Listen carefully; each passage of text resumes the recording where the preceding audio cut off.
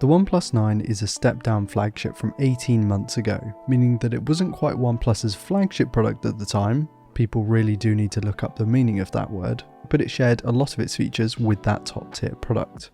A year and a half later, OnePlus has released a whole new generation of devices, with another just around the corner. So where does that put the OnePlus 9? Is it worth buying in 2022? Is it a good deal on the used market? Spoiler alert, it is. And if so, what makes it stand out versus its wide competition on eBay and Facebook Marketplace? Well, hey guys, I'm Ryan Thomas. Thanks to Damien Wild for providing today's subject matter. This is my long-term review of the OnePlus 9. What if I told you that you could pick up one of these OnePlus 9s for just £300 on the used market? Yeah, that's kind of nuts, but it gets better when I tell you the specs. You get a 6.5-inch Full HD Plus 120Hz AMOLED screen, a Snapdragon 888 processor with 8 or 12GB of memory and 128 or 256GB of storage, a 4500 mAh battery and a pair of high-resolution cameras on the back, all for around or under £300. That might seem too good to be true, and to be fair, the OnePlus 9 is by far not a perfect phone, but it is looking good out of the gate. The device is made up of a plastic frame with glass back, finished in this really stylish pinky purple fade. I think it looks stunning. The camera bump is fairly shallow for the sensor sizes, which is quite nice, and you get this TPU case anyway, which kind of protects that. Other than that, it's business as usual. Small punch hole in the top left, USB-C at the bottom, and that wonderful OnePlus alert slider, which the company shockingly omitted with the 10T for some reason. Anyway, it's here with the 9 and it's rocking. The phone feels sturdy, well built in the hand. Despite that plastic rail, you really don't feel it because the back is glass. And at 192 grams all in, it really feels fairly sturdy without feeling overly weighty and bulky and like it's too much. And given its nicely curved edges, it slips into the pocket absolutely fine, even with the TPU case as well. And it overall feels like a premium smartphone, but definitely doesn't feel as nice and as premium as, say, an iPhone Pro or a Samsung Ultra. I have to say, the in-display fingerprint reader is a massive upgrade over the 8T. The 8T had a really slow, sort of finicky fingerprint reader in my opinion.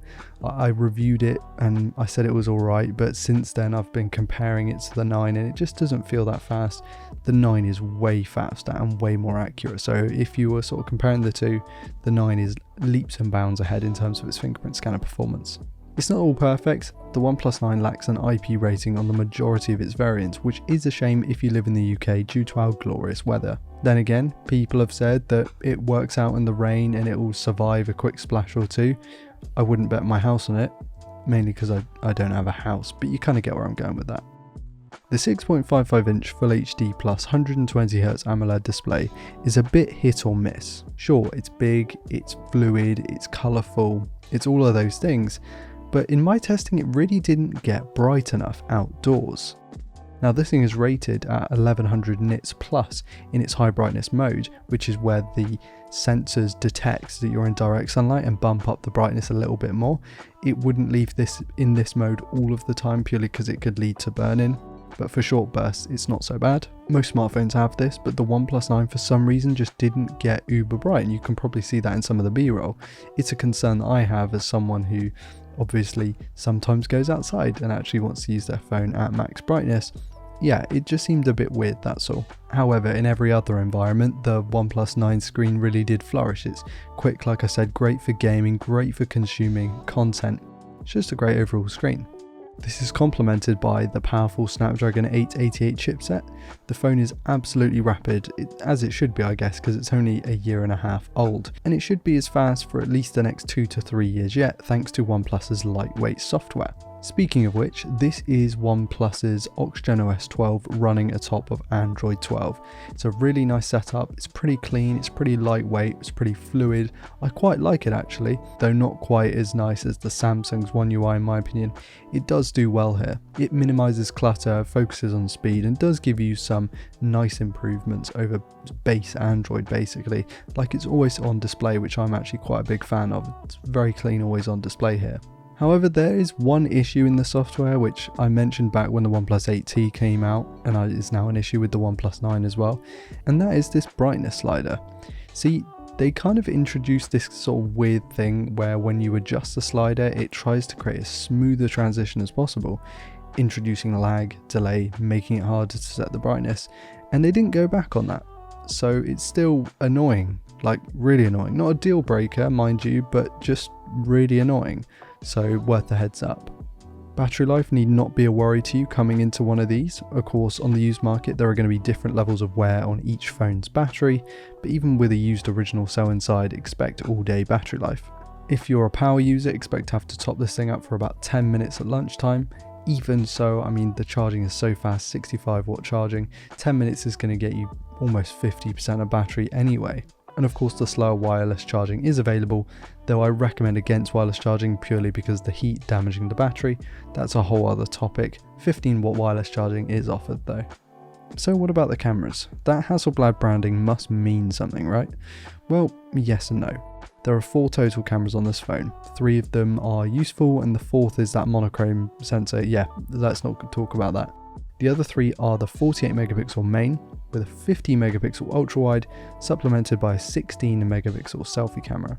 It's not groundbreaking hardware, the sensors aren't huge, the glass isn't crazy fast, you get the picture, but at least it's good enough on paper. In reality, I was surprised I enjoyed the 9's cameras. OnePlus has typically not been great at cameras in the past, or at least they haven't been amazing, though these produce great photos all things considered, and whilst I wouldn't call them chart topping, they were at least very capable.